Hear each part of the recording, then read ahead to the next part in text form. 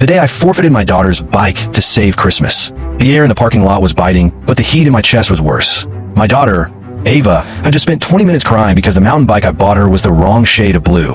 I was done. I shoved the bike back into the trunk, drove straight to the department store, and walked toward the returns counter with one goal: teaching her a lesson. While I was waiting in line, I saw a little boy, maybe 7 years old, tugging on his dad's sleeve near the toy aisle. The dad looked beaten. He had dirt under his fingernails and was wearing a thin windbreaker in 30-degree weather. The kid pointed to a pair of bright red rollerblades and said, "Look, Dad, I could practice in the driveway every single day." The dad just looked down, his voice barely a whisper, and said, "Not this year, buddy. We're just here for the light bulbs." The kid didn't even argue. He just nodded, slumped his shoulders, and put the skates back on the shelf. It was the quietest, saddest okay I've ever heard. I felt a lump in my throat that I couldn't swallow. I looked at the refund slip in my hand, then back at that kid. I grabbed those red skates, walked over to the checkout, and paid for them before I could overthink it.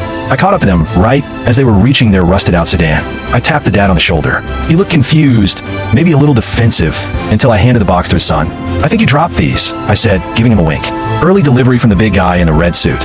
The boy's eyes went wider than dinner plates. He hugged that box like it was made of solid gold. The dad didn't say anything at first. He just looked at me. His eyes welled up, and he gave me a slow, shaky nod. I walked back to my car, and for the first time all week, I was actually smiling. Ava didn't get her blue bike that day, but I think I finally learned what the season was actually about.